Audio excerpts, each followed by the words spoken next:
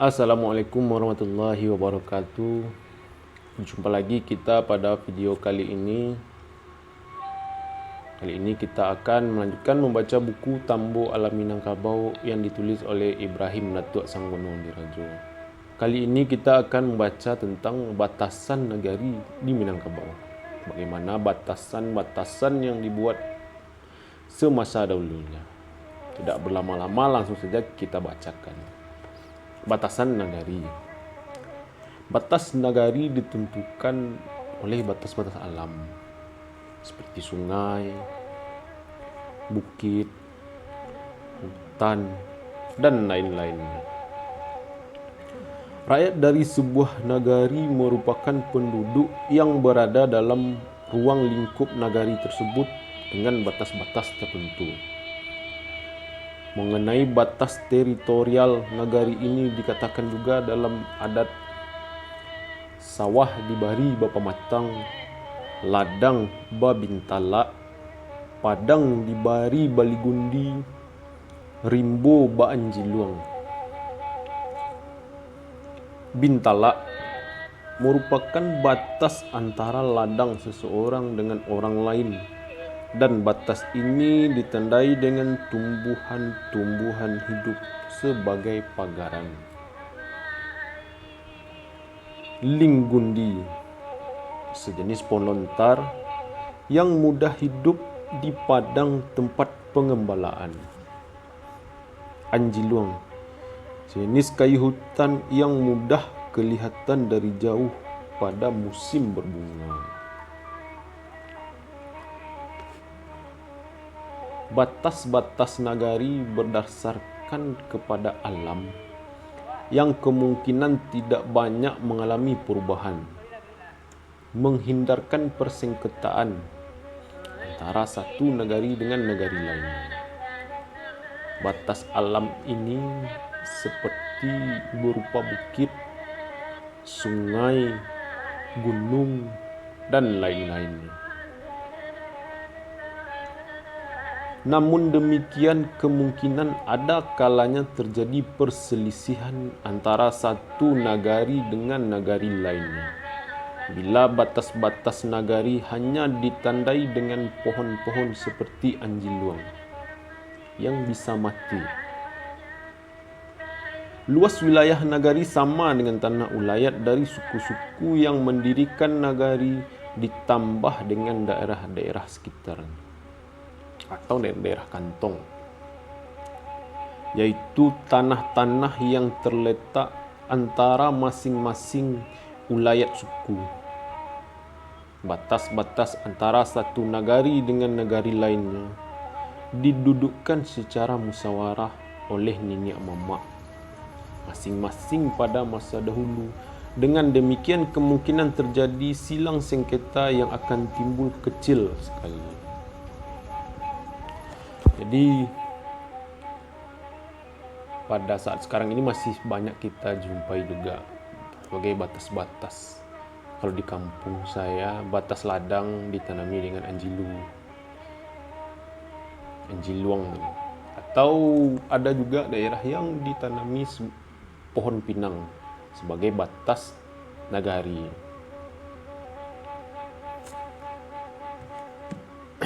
Lah batasan nagari tadi. Mungkin di daerah-daerah lain ada juga beberapa pohon lain yang ditanami atau dikasih seperti banda kecil sebagai batas nagari.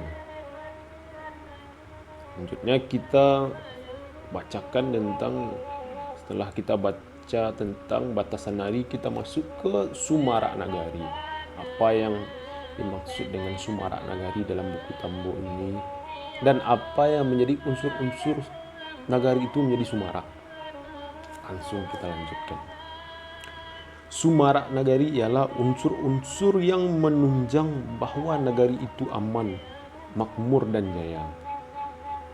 Unsur-unsur sumarak nagari itu adalah masjid, rumah gadang, balai adat, sawah ladang, labuh nan golong, galanggang, dan tepian. Kita bahas satu persatu, mulai dari masjid. Yang pertama ya, masjid. Keberadaan masjid termasuk surau dalam sebuah nagari menunjukkan tingkat ketakwaan dan kemakmuran masyarakat di sekitar masjid dan surau tersebut. Masjid dan surau yang selalu ramai dimanfaatkan untuk beribadah oleh masyarakat menunjukkan masyarakat taat dan rajin dalam beribadah.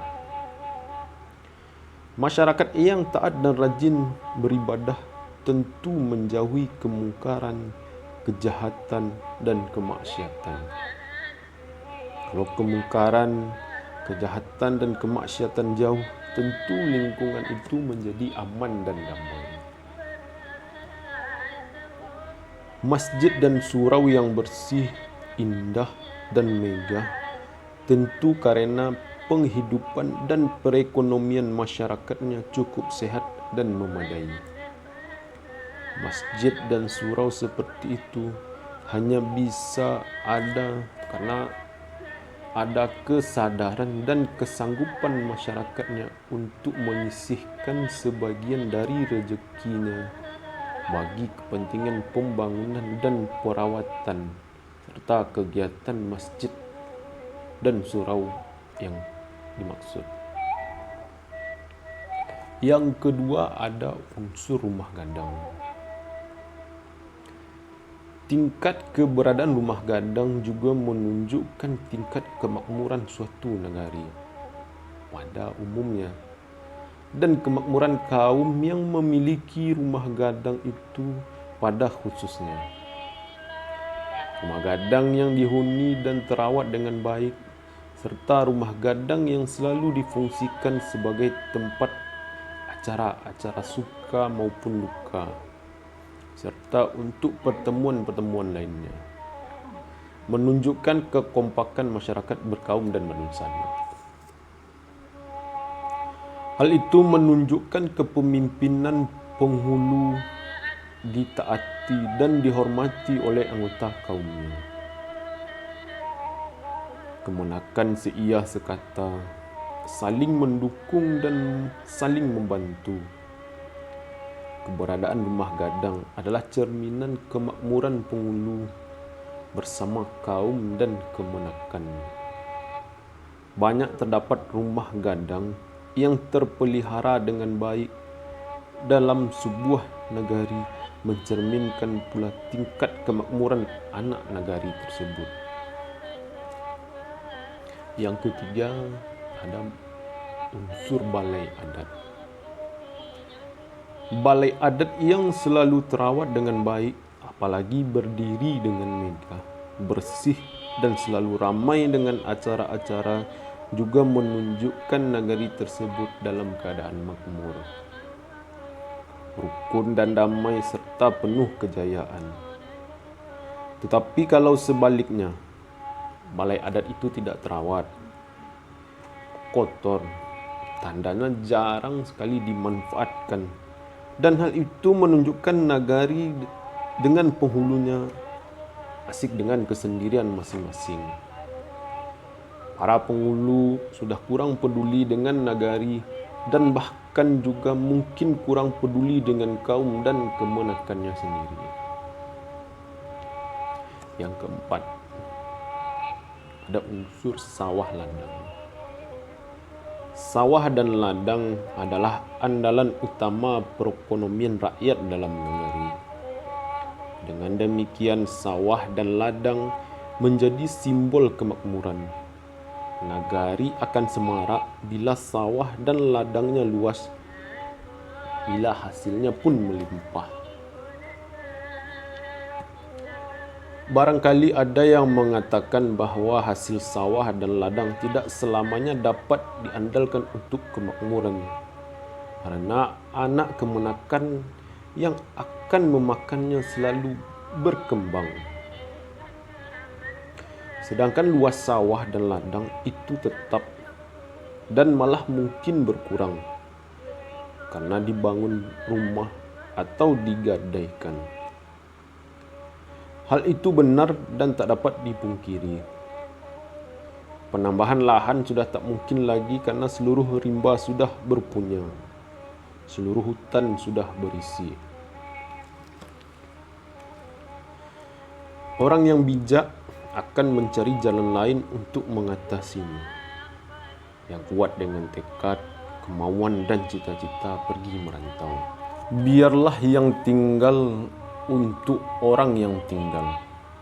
Dan lebih bijak lagi, kalau di perantauan berhasil, sebagian rezeki dikirimkan pulang ke kampung untuk menebusi yang tergadai, menambah pagang gadai, atau diinvestasikan menurut istilah sekarang.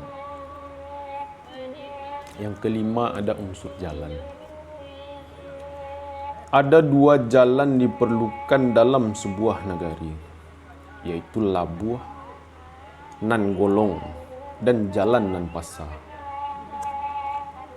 Labuh nan golong adalah jalan mulus yang bisa dilewati kendaraan roda 4. Sedangkan jalan nan pasar ada juga dua macam, itu jalan kecil dan jalan setapak. Jalan kecil ialah jalan yang terawat dengan baik tetapi tidak dilewati oleh kendaraan roda 4. Termasuk juga dalam kategori jalan kecil yaitu lorong dan gang. Adapun jalan setapak ialah jalan pintas yang dilewati orang tanpa dibuat, karena sudah terbiasa dan diikuti oleh orang banyak. Menyebabkan jalan pintas itu pasar atau berbekas, sehingga menjadi jalan umum. Banyak sedikitnya jalan-jalan yang ada pada sebuah nagari ikut menentukan tingkat semarak nagari. Banyak jalan yang ada menggambarkan lancarnya perhubungan, lancarnya roda perekonomian, tingginya aktivitas masyarakat, dan sekaligus ikut mendongkrak tingkat kemakmuran anak nagari.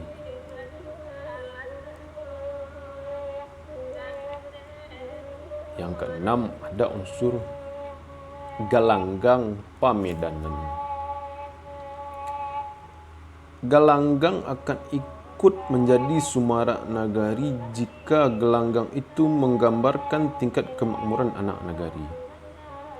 Kalau sebuah gelanggang bagus dan kalau gelanggang itu sering mengadakan acara-acara pertandingan, lomba atau keramaian, tentu akan sering dan banyak pula anak nagari yang datang baik sebagai peserta, penyelenggara maupun sebagai penonton dan pengembira. Bila anak nagari sering dan ramai ke gelanggang, tandanya perekonomian dan penghasilan baik. Orang miskin atau orang yang berpenghasilan rendah biasanya mengabaikan hiburan dan rekreasi. Hanya orang-orang yang cukup baik penghasilan yang biasa meluangkan waktu untuk datang ke gelanggang atau ke tempat hiburan. Yang ketujuh, ada tepian.